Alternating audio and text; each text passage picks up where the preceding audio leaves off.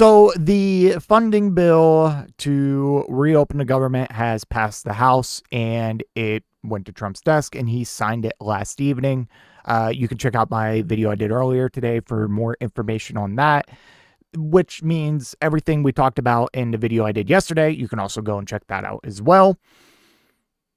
It is all come true. THC, the loophole used in the 2018 Farm Bill, has been shut, and it is now signed into law. This it'll take 365 days for it to actually kick in, so you still have like a year, and it is very possible that some deal does, come to fruition, and I hope it does, because apparently, like, a lot of the banning of this loophole was actually from the legal weed lobby, which is frustrating, because, like, hey,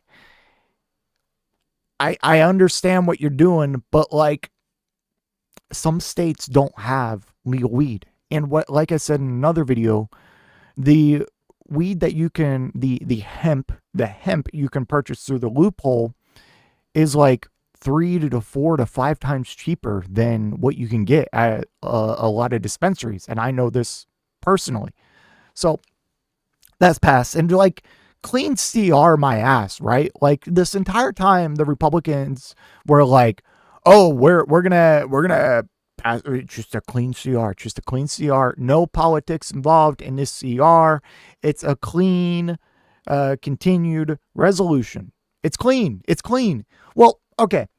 Clean CR my ass. All right. It was a clean CR until Mitch McConnell fell down again, shit himself, and then wiped his ass with it. Because he's the motherfucker last minute that was like, all right, even though I'm the author of the Farm Bill from 2018, I recognize this loophole and I actually hate it. So I'm going to close it, and I'm just going to destroy a $30 billion industry. We're going to watch some reactions from that industry right now. We're going to be hearing from farmers from South Dakota to Wisconsin to Tennessee. A lot of people are about to be hurting, because this is a $30 billion industry. That is a huge industry. And it's like Trump's at it again, like, just killing farmers. Like, no one hates farmers more than Donald Trump. And a lot of these motherfuckers probably voted for Donald Trump. Not that it makes what's happening to them okay, but it's just like, Jesus Christ, please, wake up. Don't let this happen again, please. All right. Let's get into the first video. This is going to be the South Dakota farmers. Let's watch. Focusing largely on reopening the federal government, there are policies passing through seemingly unnoticed. This includes one piece of legislation that would all but eliminate the hemp industry. Grant Green has our top story here at 6 o'clock. There's no good way to cut it. It was bad news for the industry. The $26 billion hemp industry is scrambling. I guess what they're proposing, we never thought that hemp would end up being in the bill that would reopen the government on this. But part of that was putting in that limit of 0.4 milligrams per container. Clean CR, by the way. 4 milligrams essentially bans THC drinks and edibles, which at least have 2 milligrams a container. Any ban in the hemp industry can trickle down to all facets of the hemp industry too, eventually. And we want to see just upward growth, especially with the grain and fiber end of it, as we know that our South Dakota farmers are going to excel in this. Ken Myers says the ban would hurt over 95% of the hemp industry's products. It's making That's crazy. The THC seem to be the bad thing of the plant. THC is a necessary part in a hemp plant, and it's just about the levels and the right regulation and looking at the purpose for which the hemp plant's being grown. Myers says he hopes the legislation will get more attention before it becomes law. The hope would be that people will sit down and say, let's get the regulations in place that everyone's comfortable with for safety, age gate some of these products that are intoxicating, and move forward on that basis. He adds that this move... Yeah, well, it did become a law. But again, we have a 365-day, stay on that, so maybe something will get worked out in the meantime. But I don't know, man. I don't know. All right, and this is from Hemp Businesses out of Tennessee. Also includes some last-minute additions, including one that bans popular THCa products. 10 News reporter Alana Mutnick explains what that. By the way, I have this sped up. I mean, I have these next few clips sped up a little bit to save some time. So if they seem like they're talking fast, it's because they are. Provision includes and what it means for the hemp industry, Alana. John, Robin, the current funding bill to open the government, again waiting in the House for approval, includes a provision that would recriminalize intoxicating hemp products. Kentucky Senator Mitch McConnell added language that targets products including Delta-8 and THCa, which were legalized by the 2018 Farm Bill. This could mean hemp businesses across the country would have to shut their doors. I mean, obviously, if I weren't able to sell product, I wouldn't have a business. Yeah, it would be tragic. I mean, you know, I've been in operation for 7 years now, and we have an enormous customer base. Andy Chesney owns Hemp House in Knoxville. He said this would decimate the entire hemp industry. But, you know, the bill eliminates everything. It's not just the edibles that people feel that CB1 receptor response, which, you know, can result in a buzzed feeling, I guess. It's salve, it's CBD oil. With the new provision, it would cap total hemp-derived THC at 0.4 milligrams per container. Congressman Chuck Fleischman said the bill that includes the provision cannot be amended in any way, shape, or form. The Senate version, which we will have to vote yes or no on today, unchanged, and I will be a yes, and it should pass to reopen the government for all those other issues I talked about, will definitely be detrimental to that industry. Congressman Tim Burchett agrees. He says the provision could drag out the vote just a little tonight, but he doesn't see it stopping the government from reopening. And I'm sorry that it's been put into this bill, but we got people that are obviously need to be paid. It's a national security issue right now. With the bill's approval, these hemp products would be outlawed. Chesney said he wishes the government reopening didn't have to come at the expense of his business. If it holds, you know, we would have to close here. Lawmakers passed legislation earlier this year that would ban THCa sales in Tennessee. God, that would suck. That would suck. That would suck. I couldn't even imagine. All right. I just smoke it and I can't even imagine. I don't want to go back to the dispo, man. It's so expensive. All right. This is Wisconsin.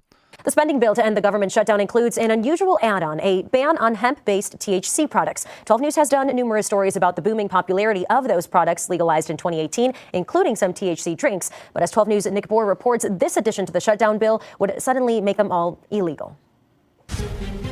Legalized in a 2018 federal farm bill, hemp-based THC drinks and gummies, known also as Delta-8 and 9, exploded in popularity, now sold nearly everywhere in Wisconsin. But that could soon drastically change. To just shutter it in a year would be devastating. Matt Swanson talked with 12 News in February about his business Drinkin' Buds, when sales of their canned THC cocktails were closing in on 1 million cans a year.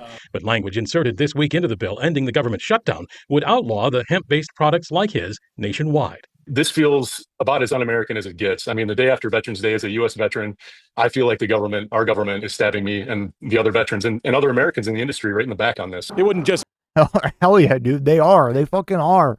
This doesn't feel American. I thought we were supposed to be the land of the free.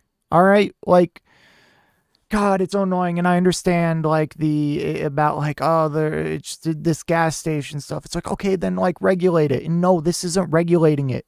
This is banning it. There's a difference. Okay, it's like when you take it, it's like 0.3% THC per package to total THC. That's like saying that's not regulation. That is banning.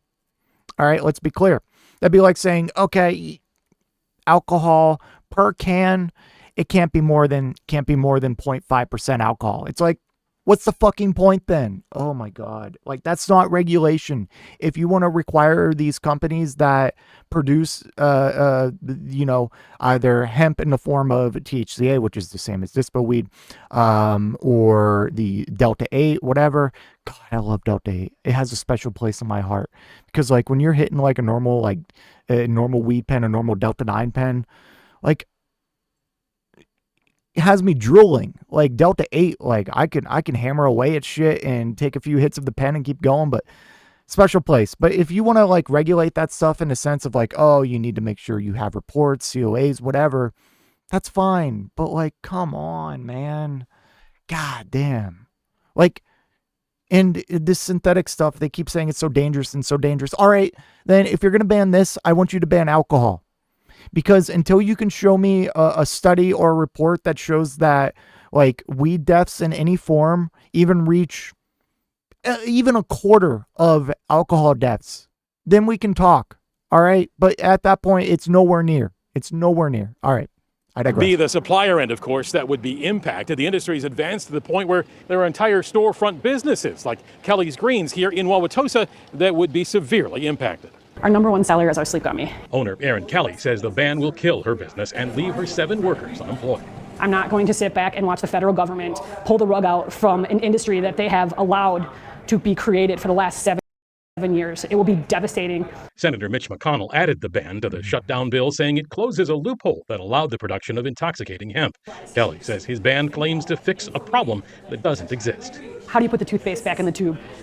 People in Wisconsin have spoken and they want safe, legal, third-party tested cannabis options made right here in Wisconsin, and that's what we do here, and there's nothing wrong with it. But barring a change over the next year, the entire hemp-based THC industry here will go up. Yeah, man, like, require testing or some shit. Like, if you're so concerned about how dangerous it is.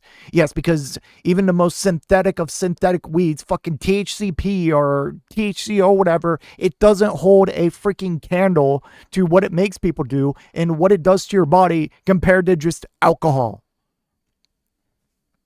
Oh my God, it's so annoying. Okay. Last one. I'm not sure where this is specifically from, but this is kind of a fun one. Let's watch. Joining me now. And also this little chart to start off with. This is some of the biggest states that produce hemp. And they're going to be devastated. They're going to be devastated. So let's see. Stacey McCaskill. She runs Hempstock Farms in Woodstock, Illinois. Carol Moss is an attorney representing the hemp industry. Carol, Stacey, thanks for being with us tonight. Stacey, let me start with you because you have that farm there northwest of Chicago, just south of Wisconsin. This language on hemp all of a sudden made its way into the spending bill. Are you going to go out of business? Absolutely. You said that it could destroy the hemp industry. It will absolutely destroy the hemp industry.